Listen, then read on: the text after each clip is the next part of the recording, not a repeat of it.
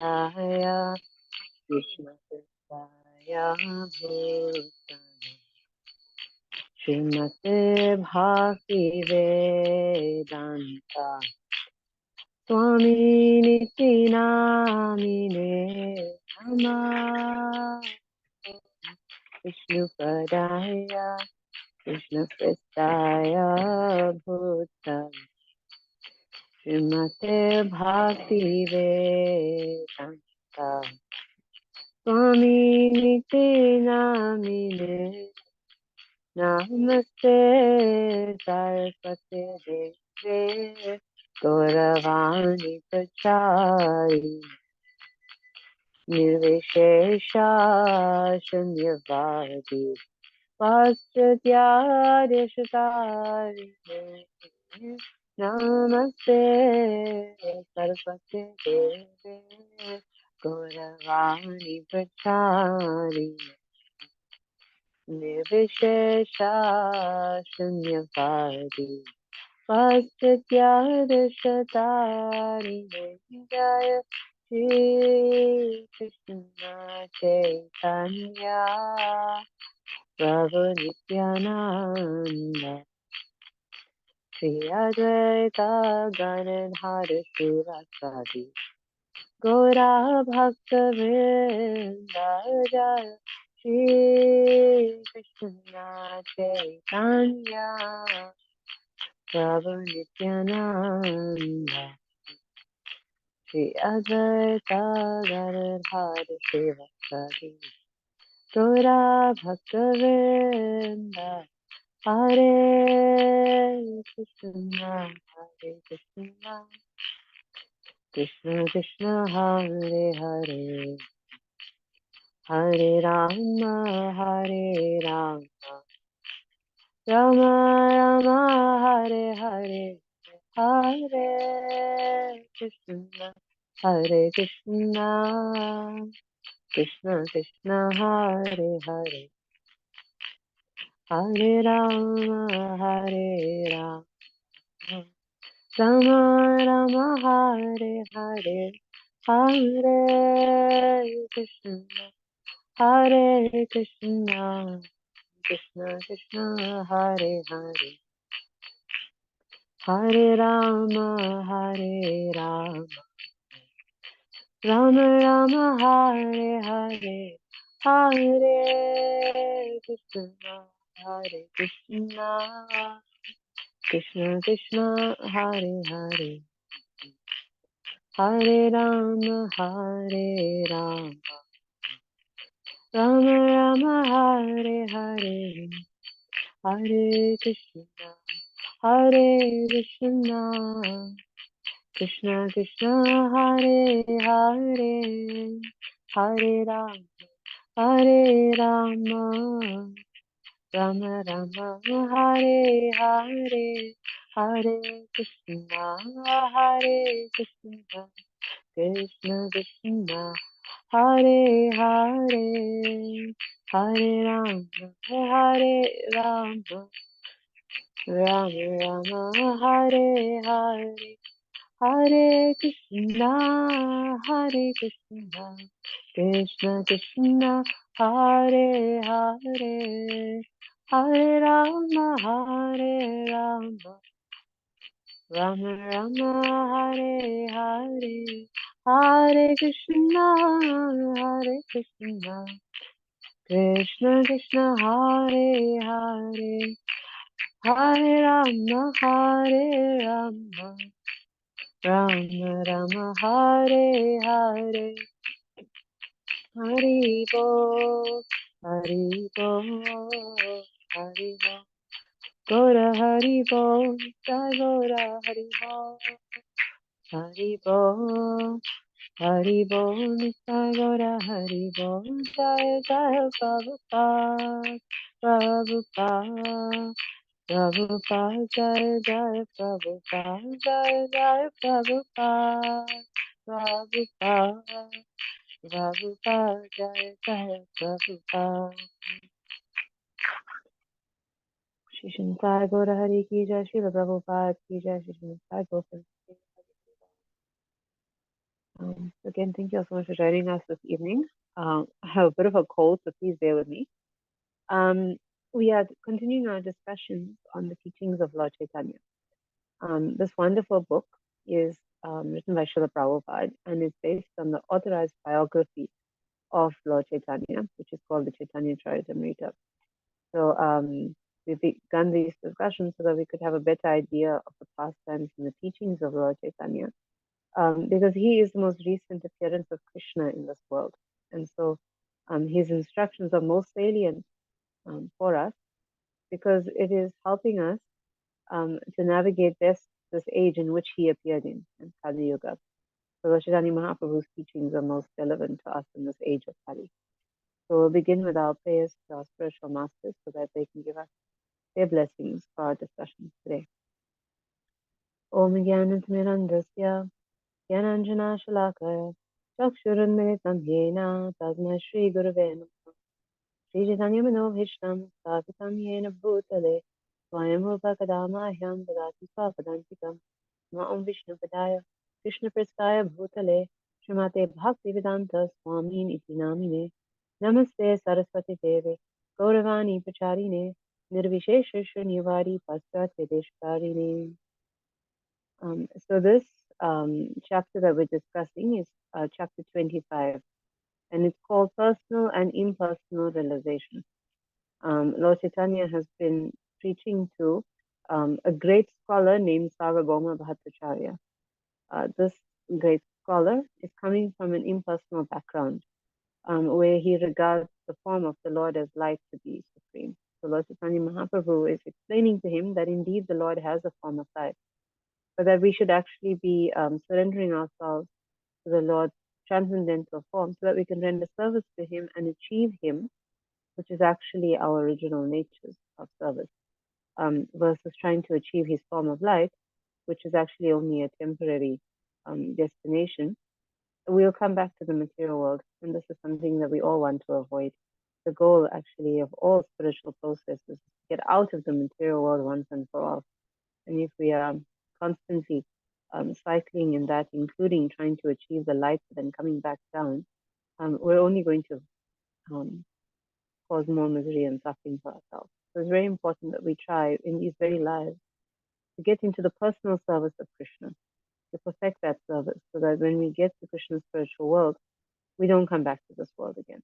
And so this is the importance of Lord Chaitanya Mahaprabhu's teachings to us. And there's much discussion of the impersonal versus personal realization of Krishna up to this point, because the impersonal understanding is very prominent, and it was very prominent in the time of Lord Chaitanya Mahaprabhu, because the great scholar of impersonal teaching, that is Shankaracharya, he had appeared before that, and he had a special mission. His mission was actually to bring back the Vedic teachings after Buddhism had practically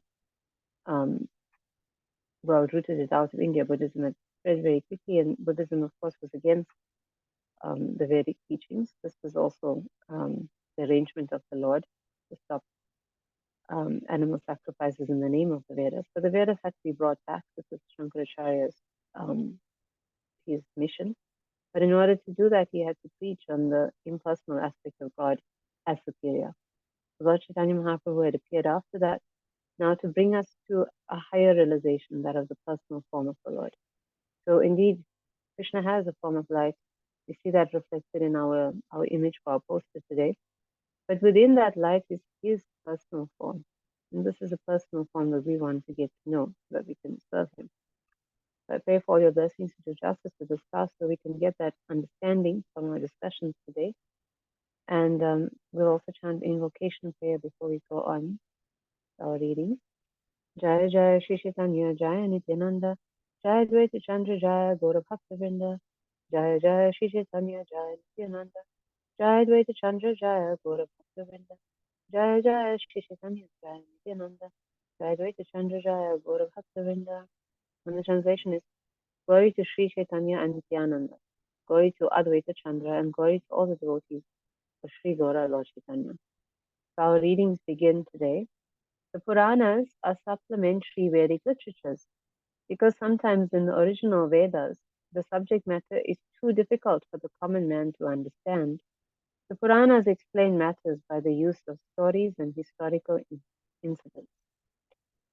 So this is a very important point about the relevance of the Puranas, in particular for us who are following in the footsteps of Lord Chaitanya Mahaprabhu, because one of our most important bodies of literature is the Srimad Bhagavatam, which is, of course, the Purana, the Bhagavad Purana.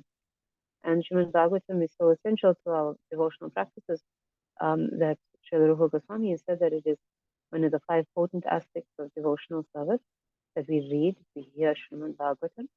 And every morning, the classes in ISKCON temples throughout the world are based on Srimad Bhagavatam because this was actually Lord Chaitanya Mahaprabhu's practice as well.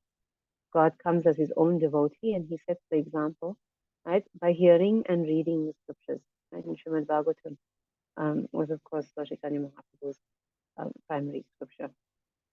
So, Srimad Bhagavatam is though taken by people who are exclusively Vedic and Vedanta scholars to be a little less than the Vedic literatures, and those people who are meant to be reading the Puranas, they say, are also a little less intelligent. So this is a bit unfortunate the way these descriptions have been passed around, because the Puranas are not less than the Vedas, but they are presenting the information of the Vedas in a way that is more understandable to everybody. The Vedas are very complex and they must be understood in a certain way. Actually, before one even gets to try to read the Vedas, for the sake of understand it, you have to master Sanskrit. Right? The Vedas are written in very pure Sanskrit, and the actual study of Sanskrit is very complex. So then one gets to the knowledge of the Vedas, and that means that one is now taking on a whole other subject altogether. And once one gets to the Vedic study, it must be understood in very complex ways, theology, philosophy.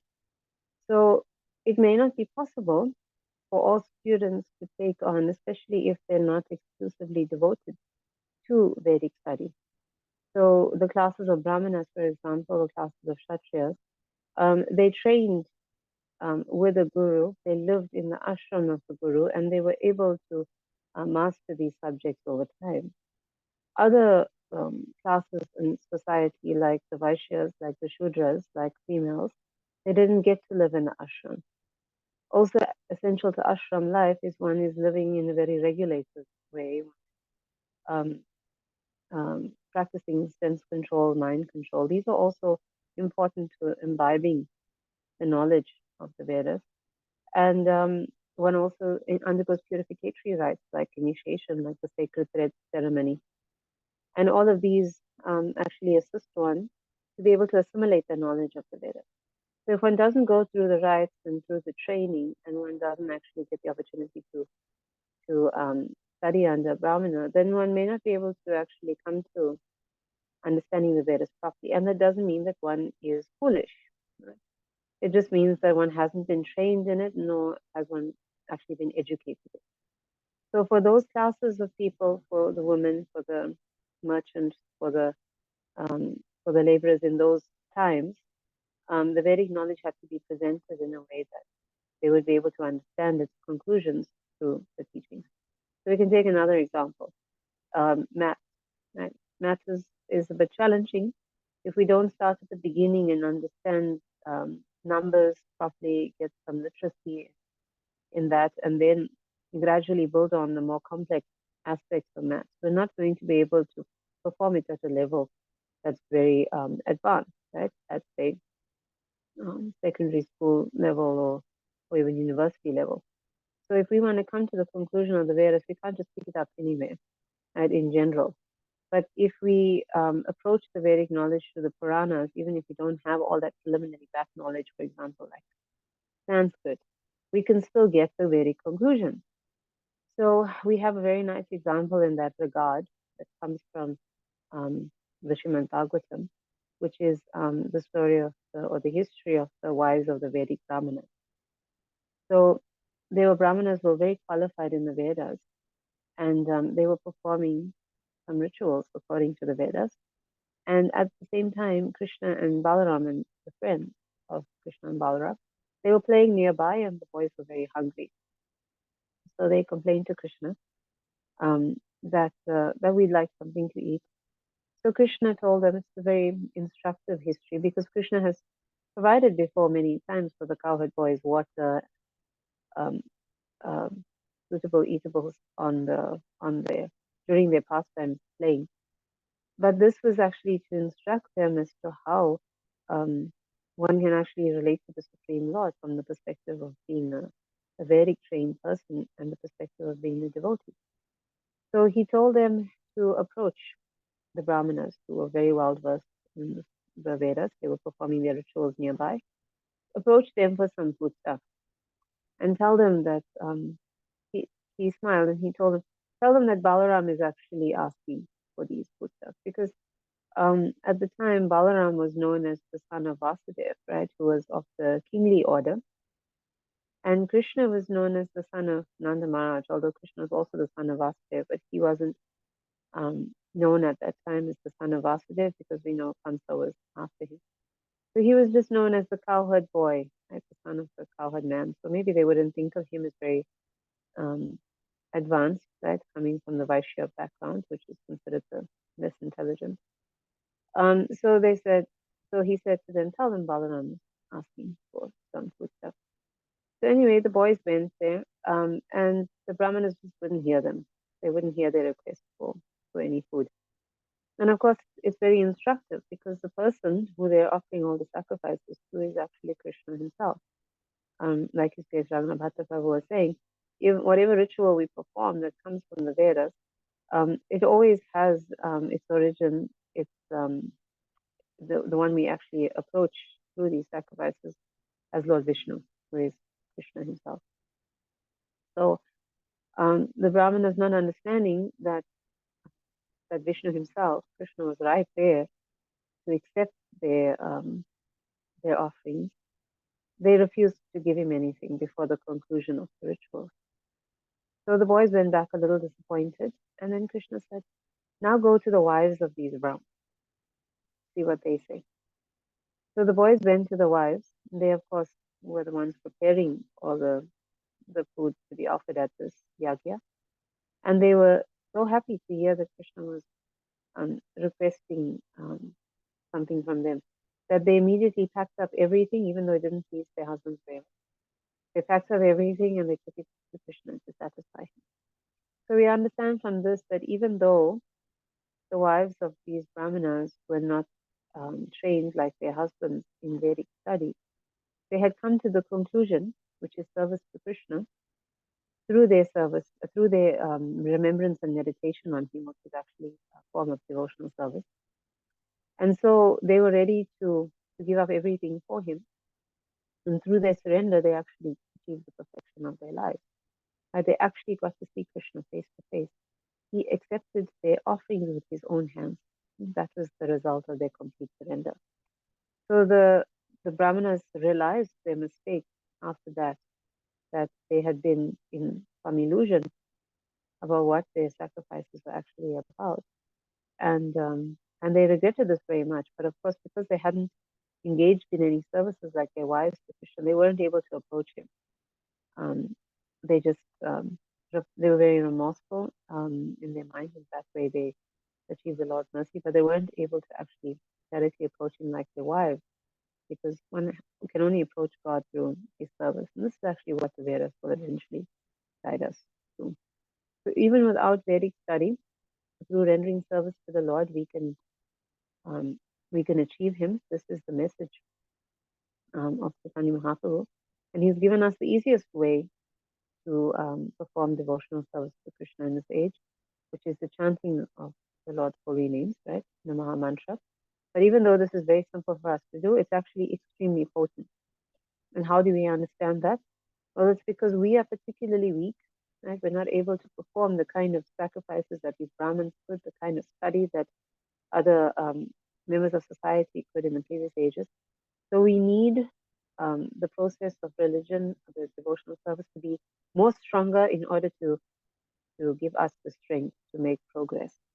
Right? So therefore, the holy names, although they seem simple, we shouldn't be deceived that it's an inferior process. It's actually the most powerful process because it's actually making up for our shortfalls in this age of Kali. So Lord Chaitanya Mahaprabhu has delivered that to us. So we should appreciate the knowledge of the Puranas, which is made so accessible, because in the same way the holy name is so merciful to us, the Puranas are more merciful to us. The Puranas are giving the same knowledge of the Vedas in a more accessible way so that everybody can be able to get that Vedic knowledge. Because if Vedic knowledge is meant to deliver us, it shouldn't be delivering only a certain section of society that can access it. Right? Everybody should get that opportunity. This is how the Puranas, particularly the Bhagavad Puranas, the Srimad Bhagavatam, and the holy name of Krishna are helping us to achieve that in this age. So there are other examples of exalted persons, exalted females from the scripture, like Queen Kunti and Draupadi Devi, like Devahuti Devi, the mother of Lord Kapila, right, who all achieved the highest spiritual realization and knowledge through devotional service, as well as other members of the Vaishya community, in particular the people of Vrindavan, right, who are all cowherd people. So we'll continue reading. In Srimad Bhagavatam, Canto 10, Chapter 14, text 32, it is stated, Maharaj Nanda and the cowherd men and the other inhabitants of Vrindavan are very fortunate because the Supreme Brahman, the personality of Godhead, full of bliss, is now engaged there in his eternal pastime as their friend. So the Supreme Brahman, who everybody is trying to reach through the Vedas, he's playing in Vrindavan. The people of Vrindavan have achieved his association because of their pure service to him. And all Vedic knowledge will eventually bring us to that level of understanding him, so that we can render service to him. And when we perfect that service in love, then we get to associate with him, just like these fortunate residents of Vrindavan have.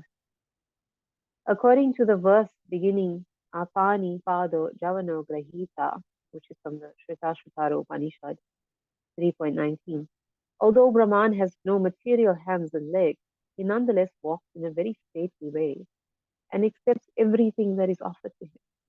This suggests that he has transcendental limbs and is therefore not impersonal. So this is a verse from the Upanishad that we were discussing last week in the course of Lord Chaitanya Mahaprabhu's explanations to Sarvabhauma Bhattacharya, to explain to the Bhattacharya that he has an understanding of God as life, right, which is not it's not a wrong understanding, but it's a partial understanding, because God has a form of life, but he also has a form beyond that, we said, which is Krishna within that life. And this is actually explained in another Upanishad, the Isha Upanishad or the Isha Upanishad, which Srila Prabhupada has very mercifully translated for us. And we also quoted that in that one of the verses of that Isha Upanishad, the personality who speaks this Upanishad is praying that the Lord will remove that light, that light will, which is so glaring, which is so powerful, that light will not obscure the vision of the devotee anymore of the Lord's beautiful form. So this helps us understand that the Lord's form of light is indeed present, and it is indeed powerful, but it is not full, because it doesn't carry out all the functions that the Lord's form can carry out. That's when we read this verse from the Shvetashvatara Upanishad that says that Krishna can actually move very fast. It had said a little cryptically, he doesn't have legs, but we understand by that he doesn't have legs like you and I. Right? Our legs are limited, but the Lord can move very swiftly. Right? He can move anywhere because his legs are transcendental; they are spiritual. The verse also said that he is able to reach out. He can grasp, or he can accept anything and everything, right? Whatever his devotees offer to him. But of course, if he was a form of life, he wouldn't have hands. So how would he be able to do these things? To actually move, right, or to grasp or to accept anything, one firstly has to conceive of doing that. One has to plan it and then execute. So there's even more to just moving or to grasping. And again, the Lord's form of light is not possessing those faculties exactly, but the faculties are present in the Supreme Lord who is behind the light. So therefore, Krishna in his form, with his transcendental hands and legs, with his transcendental mind, thinking, willing, feeling, as Srila Prabhupada had said it, he can do all these things. So the verses from the Upanishads are speaking of the Lord of his transcendental form, which is able to carry out these all these actions, and of course much more, because his form is unlimited. It's very different from yours and mine. So when it states that he is not of form, it means he's not of material form. Right? The material form is limited. God's form is unlimited. One who does not understand the Vedic principle simply stresses the impersonal material features of the Supreme Absolute Truth, and thus unceremoniously calls the Absolute Truth impersonal. So sometimes people take it that there's only a form of life because it may not be understood in full that Krishna's spiritual form can carry out everything in a way that's actually unlimited. We think that form limits us, right? And that's because our form is limited. What I can do, what you can do, um, it's very limited by our capabilities, by the environment that we're in, by the fact that we're in this material world. And because we compare our form to that of God, we think that, well, if God has form, then he's also going to be limited. But that's not true, because he is so powerful that his form can be unlimited. And we also explain that in terms of how there's so many incarnations of Krishna, there's so many um, forms of his that, like his universal form, that are expanded in all directions. It's not possible to actually contain him or even understand him completely. And form at all does not limit it. Actually, it's the impersonal form that's a bit limited because, like we said, this form is partial. That it's partial and that it cannot do what Krishna can do. It cannot see, it cannot walk or grasp, think, will, feel. Nor can it have loving exchanges with his devotees like Krishna has. So Srila Prabhupada gives us an example of where the idea sometimes comes from that Krishna doesn't have form. He gives us that example from the purport of Bhagavad Gita, chapter 7, text 7. He quotes a verse from the same Shrutashvatara Upanishad, which we've been deriving some of our references from. And there's a verse that says, Tato yad uttarataram tad arupam anamayam yad ya etad vidur amritas te bhavanti atsare pare dukham ivapiyanti. So there's a word that's very important in this verse, and it says arupam. Right? We all know rupa means form. So to say arupam, any time the word a or the letter a is put before a word in Sanskrit, it then means the opposite. So rupa means form and arupa means no form. So the translation of this verse then could be taken, because this verse is speaking about the supreme absolute truth, right? Godhead. It can be taken then that Godhead has no form, and this is what people may misunderstand to mean God doesn't have a form. But let's see how this can be understood in a more complete context, as Srila Prabhupada translates it. So the translation is, in the material world, Brahma, the primeval living entity within the universe, Brahma is the creator, is understood to be the supreme amongst the demigods, the devatas, amongst the human beings and lower animals. But beyond Brahma, there is the transcendent, who has no material form. So therefore, it's not that this word is saying that God has no form, but rather God has no material form. And that makes sense because this verse is saying that the transcendence is beyond everybody in this material world. Specifically, it states beyond Brahma because Brahma is the highest living being in the world, and the creator. So if the transcendence is beyond even him, then it simply cannot be material, because from Brahma down to the lowest beings, all of us have material forms. Right? there's different grades of forms. You can see that our forms are more elevated than the animals, which are more elevated than the birds, which are more elevated than the insects, like that. So going higher than us, the devatas have much more elevated forms as well. They have intelligence and powers and beauty and pleasures that are way beyond us. And their highest expression is Lord Brahma, but even beyond him, there is transcendence. And so it means that this transcendence must have a level of beauty and power and strength and glory that is even way beyond the devatas. It's completely inconceivable, really. But that indeed that transcendence still has a form. It doesn't mean that if he has a form, he's like all the rest of us in the material world, because that form is spiritual. Right? So not that he doesn't have a form, but he doesn't have a material form like ours. But beyond Brahma, there is the transcendence who has no material form and is free from all material contaminations. Anyone who can know him also becomes transcendental, but those who do not know him suffer the miseries of the material world. So it makes sense in that way as to why the Vedas eventually have to help us know him. Right? It's like if we want to go to a country and we have a sponsor there in that country, someone who we're going to stay with, who's going to make us comfortable in that country. Maybe we have some work to do for that person. Then we have to familiarize ourselves with that person. We have to know who they are. We have to know what kind of work we're going to be doing for them. We have to know what that country is like. Of course, we have to prepare in every way for living there, right? From the weather conditions, the food, all the work that we're going to do, how it's going to impact us, and get ready for that, right? We can't just pack up and go there without knowing anybody, without having any sense of what we're going to do there and how we're going to exist.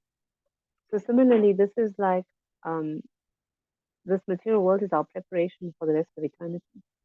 Right? Nobody wants to come back to this material world and be reborn in the cycle of birth and death. The Vedic scriptures are teaching us about this, teaching us about reincarnation and karma, not so that we can stay in the cycle of reincarnation, or not so that we can keep accumulating karma. It wouldn't really make much sense if that were what the teachings were about, just telling us, well, this is what it is. Everybody's suffering and there's nothing you can do about it, right? The Vedic scriptures are a very advanced body of literature, so they must have a very advanced purpose behind them. So the advanced purpose is to actually help you break the cycle of birth and death and stop accumulating karma so that you can achieve that eternal destination of Krishna. But the preparation must be there to get to that destination. And of course, like we said in our example, you have to know the person that you're trying to achieve. You have to know Krishna. You have to know what you're going to be doing there in the spiritual world, and that is devotional service. And this is why we have to spend so much time engaging in devotional service here, so that we can create the consciousness that will carry us there. Consciousness is very important. We'll come to it in later discussions, probably next week, I think. But consciousness is actually the symptom of our soul, and consciousness can become, you could say, contaminated. It's like how water is clear, but water can take on the color of a substance additive. If you add red color to it, water becomes red. So consciousness has become tainted with this material environment, so we're only thinking about how to live and work and exist here. But if we can remove that steadily through service to the Lord, if we can remove that contamination, we can come to that clear state of consciousness, which is the state that we work in, or rather we serve in the spiritual world. Just like we need to get into the right consciousness to attain residence in another country, right? We adapt ourselves to the work we're going to do there to sustain ourselves. So we adapt ourselves to devotional service so that that consciousness seamlessly carries us from this world to the spiritual world when this life is over. So we've adapted ourselves, it means, because we don't take this body. We're going to take the soul only in that consciousness. So we adapt it the same way we adapt ourselves to a country we're going to move to.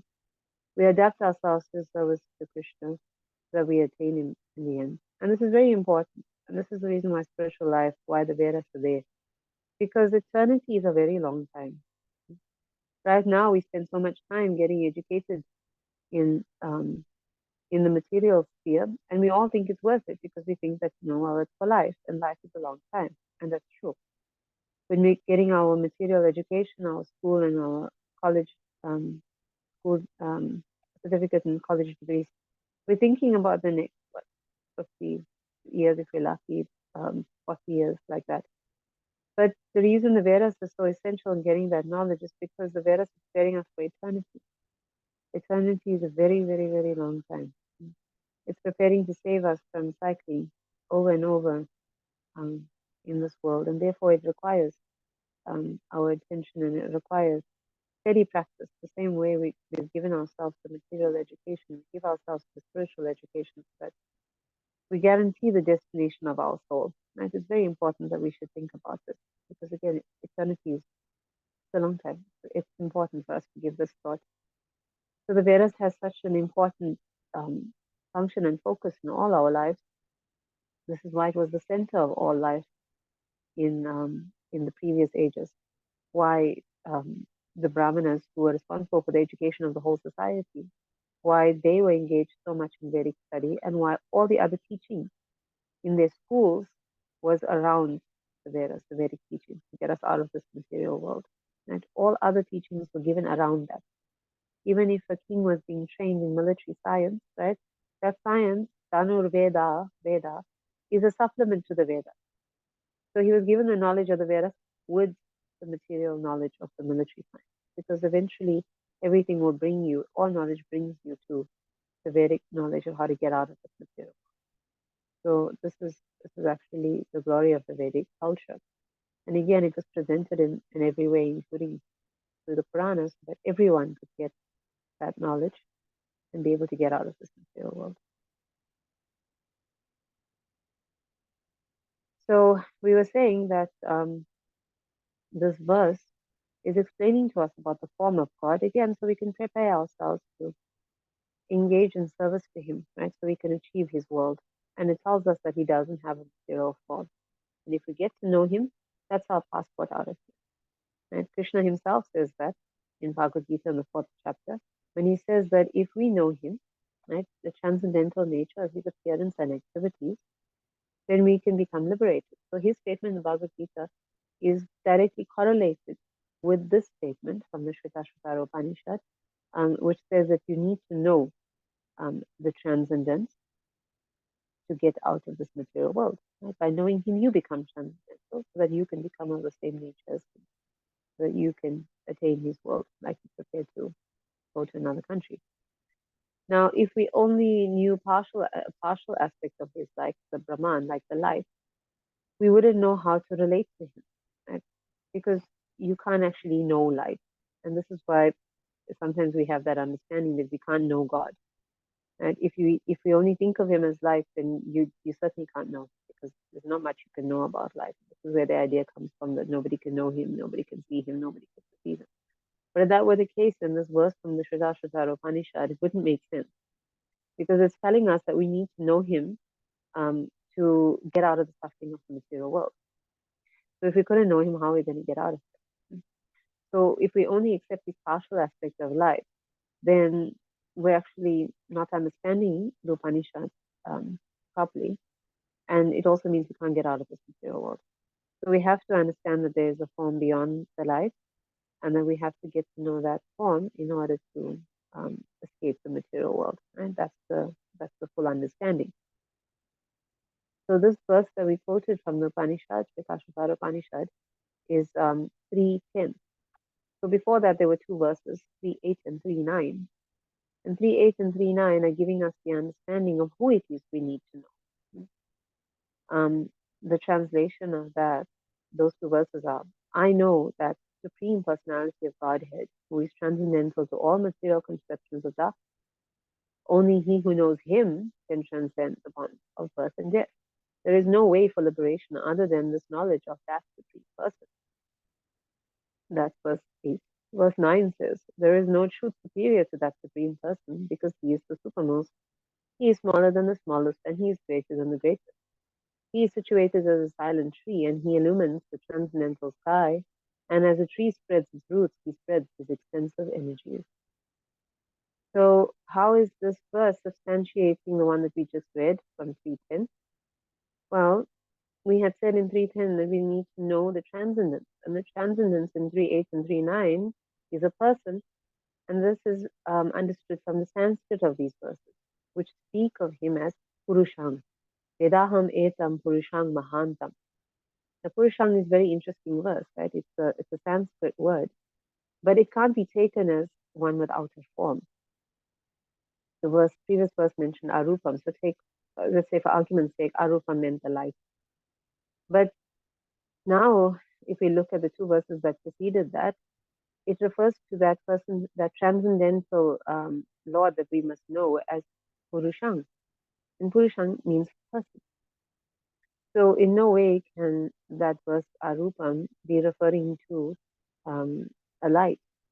It has to be referring to someone without material form, which makes sense because Arupam can also mean without material form. It doesn't have to mean no form. Like Purusham is a very specific word, not just referring to a person, but also to a consciousness, and being able to think, being able to will, to be able to feel, and also referring to the Supreme Person in relation to the female aspect of energies, Prakriti. So there's Purusha and there's Prakriti. And as Purusha, Prabhupada says, it's an aspect of God as the enjoyer. And that again is very personal, right? Light won't be able to enjoy, won't be able to be conscious, won't be able to experience. But the Purusham is conscious, right? Is a person. Right? This is according to all the Sanskrit definitions, and is also able to enjoy. And that supreme enjoyer, that supreme God, enjoys his energies. So that Prakriti or those energies are the spiritual energies, the material energies, and us, right? Called the marginal energies, the soul. And this is also going to be very important to our discussions, which I think we'll probably go into next week, about the Lord and his energies, which is actually the total subject matter of the Srimad Bhagavatam. This is actually the core around which the whole Srimad Bhagavatam is built, the relationship of the Lord and his energies.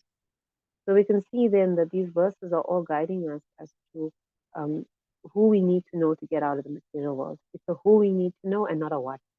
It's not the light. It is the person behind the light. Right? It is the supreme person, the Purusham. Purnam Purushena, right? This is the complete person, right? Purusham Mahantam, right? The greatest person. This is he who we know, and he speaks for himself in the Bhagavad Gita in chapter 4, where he says that if you know me, my nature and my activities, then you can come out of the material world. Right? This is Krishna, the supreme person. So we therefore understanding in the right way, there's no misunderstanding about what Arupa means. It doesn't mean Supreme God doesn't have a form, it means he doesn't have a material form, and he is a person, and he's a person we can get to know. This is the conclusion of these verses. So now we will read the next paragraph. The impersonalist Mayavadi philosophers want to establish the absolute truth as impersonal, but this contradicts the Vedic literature. So we can see that the Vedic literatures are all explaining God in terms of being a person. So he simply cannot be impersonal. He cannot be light alone. Right? Although the Vedic literature confirms the fact that the Supreme Absolute Truth has multiple energies, right? These multiple energies are the as were actually mentioned in this previous verse when it says that the Lord spreads his energies like a tree spreads its roots. So he spreads spiritual energies in the spiritual world. He spreads the material energy in the form of this world. And we are the marginal energies which populate both the spiritual world and the material world. These marginal energies, these souls, in the spiritual world are pure. They are liberated souls. Therefore, they are allowed to live in the spiritual world. In the material world, we are fallen. We've fallen into this world. We're still affected by it. But when we become free of its power, then we can get to live in the spiritual world as well.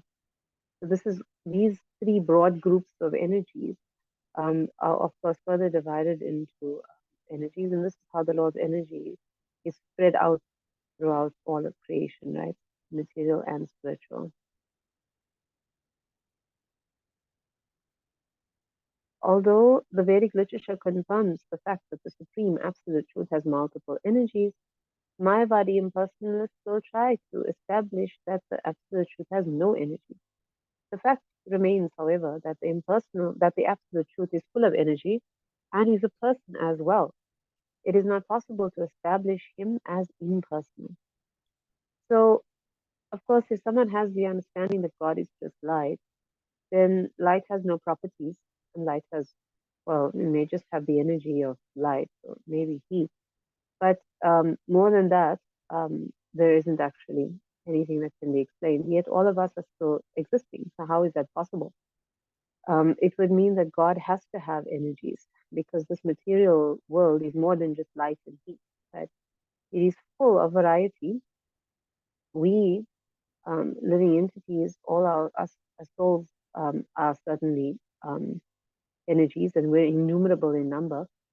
And then we have evidence in the scripture of the spiritual world, which is also um, an energy, a powerful energy that's unlimited. So all these energies are existing. So we cannot say that God doesn't have energy. And basically, we can't accept that He's light, because if He was light, He wouldn't be able to have all of these energies. He would be very limited as to what energy He could express. So we have to accept the statement of the Upanishads, the Vedic scriptures about the Lord's many energies. And this, of course, can be coming from Him as a person, because all these energies serve Him the way all my energies serve me. I have an energy to lift something up. So this energy that I have, it serves me. And I have an energy to think, and that energy helps me to think of things that would be useful to me. I have an energy to hear, and that helps me hear information that's important to me. I have an energy to digest food, and that energy helps me to assimilate whatever I eat so that I can engage in activities. So in the same way, the Lord has all these energies that are all meant to serve Him, including us. And understanding that relationship is essential to us taking to service to Him, right? To be situated back in His service. This is what the Srimad Bhagavatam is teaching us. When it teaches us the relationship between the Lord and His energies, it practically brings us to devotional service, which is, we said in the beginning, our way to get out of this material world, right? We're situating ourselves in the eternal activity of the spiritual world, the activity that all of us want to be doing there. If you're not ready for it when you go there, what are you going to do? So this is what is so important for us to understand. When we firmly convinced of our relationship of service with God, then we can throw our whole hearts into it and perfect it so we can get to Him. So until we get that understanding of being His energies, then we may still doubt and we may still struggle to be engaged in His service. Therefore, it's very important that we accept His personal aspects, we accept His aspects of form, so that we can dedicate ourselves to that form. This is very, very important. So we will continue our discussions next week on the rest of this chapter with part 2, and I hope you all will join us. Srila Prabhupada ki jai, Shri Gaura Hari ki jai. Are there any questions or comments? Anything I can clarify? I know it was a little bit philosophical, but I hope it was clear in at least to some degree. Hare Krishna, dear Mataji, Dandava Pranams. I have one question. If we have to recommend someone in the beginning of devotional service, as the order of books of Srila Prabhupada, he must begin with Krishna book and then with Chaitanya Charitamrita, or with others. Teachings of Lord Chaitanya, I think, is difficult for one in the beginning. Yes, you're right. It is difficult. So just like how we were guided and how we're helping devotees now, we find that that one of the best books for anyone to start off with is The Science of Self-Realization, along with some of The other smaller but very lovely books of Srila Prabhupada, like Chant and Be Happy and Coming Back, because those books are also about fundamental teachings. It actually covers very, very essential topics. And then from Science of Self-Realization, along with other, um, there's some manuals like on Vaishnav behavior, like the Vaishnav etiquette and stuff. That usually covers quite a lot of subject matter. So Science of Self-Realization, Chant and Be Happy, Coming Back, very good books, right? The Vaishnav etiquette, there may be some guidelines or study guides on that. Those are a good basis for anyone beginning in spiritual life. And then from there, one can actually get into the introduction to Bhagavad Gita, and then Bhagavad Gita, and the other literatures follow, which are more aligned to practical devotional service, like Nectar of Instruction, Nectar of Devotion, and of course, Sri Upanishad. Then one actually builds into Srimad Bhagavatam, and after Srimad Bhagavatam, we get to Chaitanya Charitamrita. So the subject matter of Chaitanya Charitamrita is actually quite deep, and Srila Prabhupada has taken the essential teachings of that into the teachings of Lord Chaitanya, just like the heart of Srimad Bhagavatam is in Krishna book.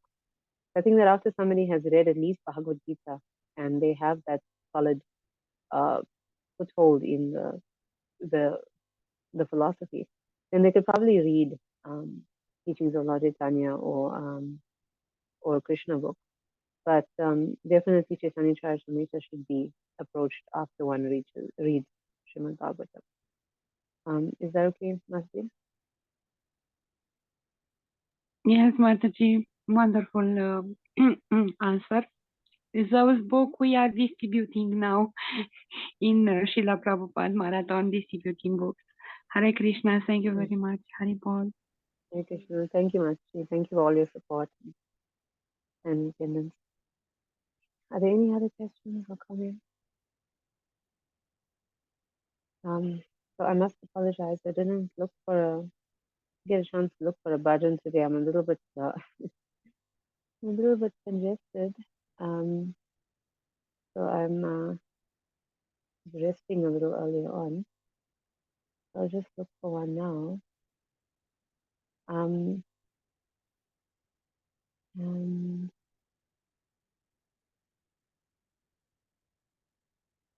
Sorry, my network is a bit slow.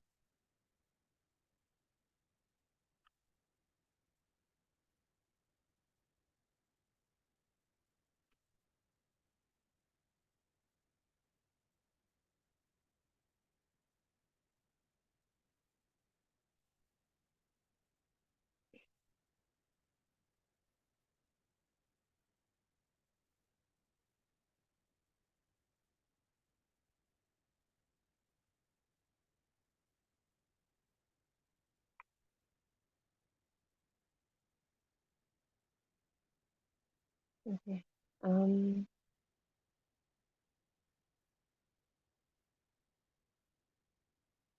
So let's think of the glories of Radha and Krishna and Vrindavan. This will be a nice meditation for us for the beginning of this new year and devotional service to the Lord in this new year. I'll just pull up the lyrics quickly so that you can all follow me.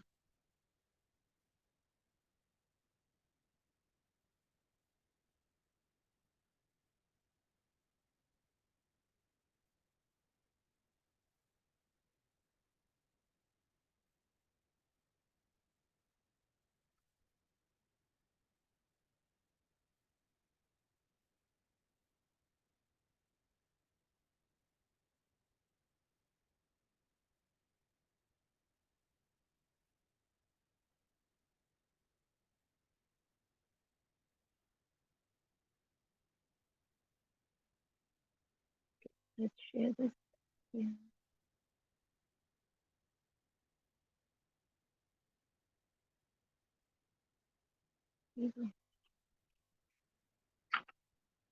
Oh.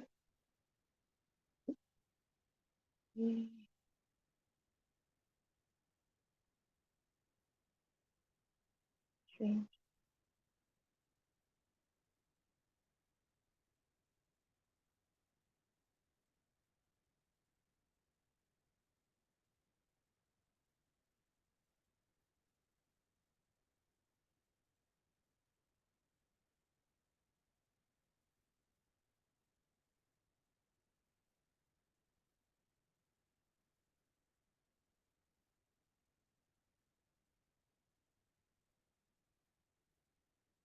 Try that again. Sorry about that.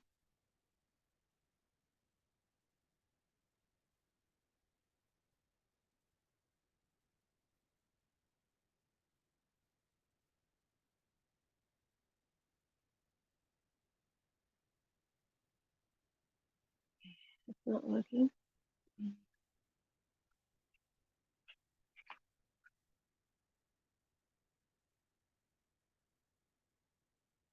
I'm just gonna put in the link in the chat then.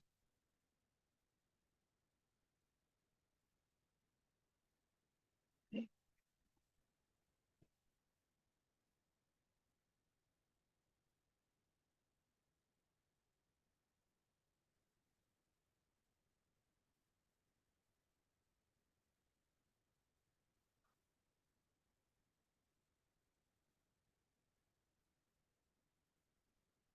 So I hope that you can all see that. That's our song today. Is it are we able to call it up?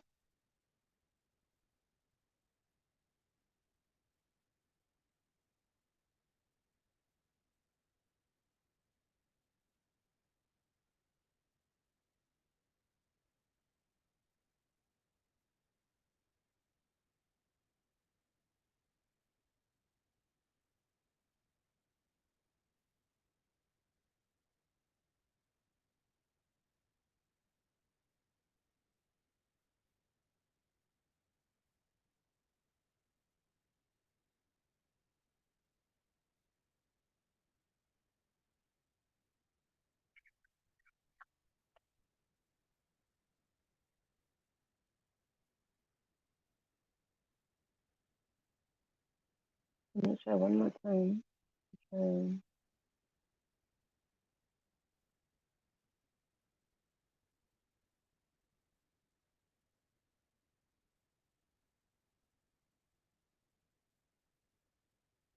okay, thanks, Raul. Um,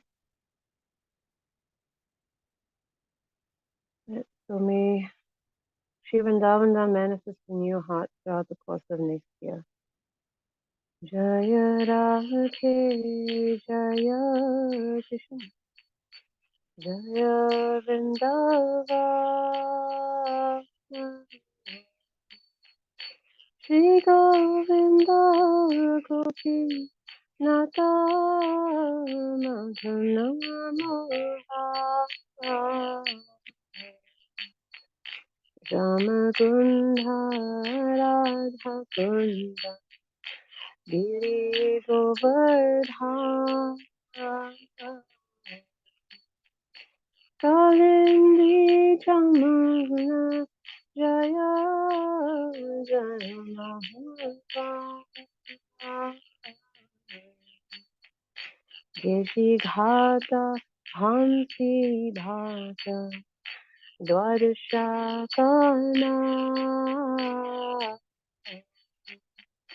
Yaha Sabhalila Velo Shinanda Nanda Shinandaya Shoda Jaya Jaya Gopala Shri Ramani Jaya Jaya Dini Vatsaja Jaya Visha Vanu Jaya Kitida Sundari Jaya Purna Masi Jaya Viranagari Jaya Jaya Gopishwara Vrindavanama Jaya Jaya Krishna Radha Bhakti Vijara Jaya Rama Bhata Jaya Rohini Nanda Jaya Jaya Vrindavana Basi Jata Jaya Jaya Vijaya Patni Jaya Jaya Nagasanyam Bhakti Teja Hara Palo Govinda Chara Shri Rasa Mandala Jaya Jaya Radha Jaya Jaya Rasa Lila Sarvamanura Jaya Jaya Jwala Rasa Sarva Rasa Parasiya Bhave Prachate Pacha Shri Janava Pada Padma Puriya Smara Dina Krishna Rasa Kure Nama Sankirtan Jaya Radhe Jaya Krishna Jaya Vrindavan Jaya Radhe Jaya Krishna Jaya Vrindavan.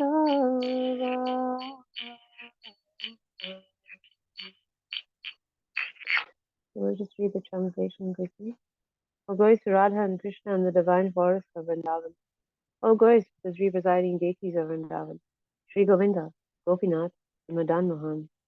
O glories to Shamakund, Radha Kund, Govardhan Hill, and the Yamuna River Kalindi. O glories to the great forest known as Mahavan, where Krishna and Balaram played all of their childhood pastimes. O glories to Keshi Khat, where Krishna killed the Keshi demon. O glories to the Vamsivat tree, where Krishna attracted all the gopis to come by playing his flute. Glories to all the 12 forests of Raja. At these places, the son of Nanda, Sri Krishna, performed all of his pastimes. All glories to Krishna's divine father and mother, Nanda and Yashoda. All glories to the cowherd boys headed by Sridham, the older brother of Srimati Radharani and Ananga Machari. All glories to the cows and calves of Raja. All glories to Radha's divine father and mother, Rishabhanu and the beautiful Kirtha. All glories to Purnamasi, the mother of Pranipani Muni, grandmother of Madhamangal and Nandimukti, and the beloved disciple of Devashinara. All glories to the young cowherd maidens of Raja. All glories to Gopishwar Shiva, who resides in Vrindavan in order to protect the holy Dham. All glories to Krishna's funny Brahmin friend, Madhamangal. All glories to Ramaghat, where Lord Balaram performed his Rasadam. All glories to Lord Balaram, the son of Rohini. All glories to all of the residents of Vrindavan. All glories to the wives of the proud Vedic Brahmanas. All glories to the wives of the Kaliya Sapis. Through pure devotion, they all attained the lotus feet of Lord Govinda. All glories to the place where the Rasadams of Sri Krishna was performed. All glories to Radha and Sham. All glories to the divine Rasadams, which is the most beautiful of all Lord Krishna's pastimes. All glories to the mellow of conjugal love, which is the most excellent of all rasas and is propagated in Vraja by Sri Krishna in the form of the divine Parakya Bhava, Parama love. Remembering the lotus feet of Lord Nityananda's consort, Sri Janava Devi, this very fallen and lowly servant of Krishna sings the Sankirtan of the holy name. Shri Shri Radha Shama Sundar ki jai, Shri Vrindavan Dham ki jai, Shri Nath Das Thakur ki jai, Shri Shinitaya Gaura Hari Ki Jai, Shri Prabhupada Ki Jai, Shri Gurudev Ki Jai, Gopal Ki Jai, Shri Shinitaya Gaura Premi Devi Dasi, Hari Bol. So thank you all so much for joining us this evening, and please join us again next week. May you have a wonderful and auspicious beginning to the year 2024, and may it be filled with devotional service to the Lord and association and service of His devotees. And of course, pure chanting of the holy names of Krishna. Srila Prabhupada Ki Jai. Hare Krishna, everyone. Hare Krishna, dear Mataji. Thank you very much. Dandava Pranam. Hare Krishna. Thank you, Master. Hari Bol. Hare Krishna.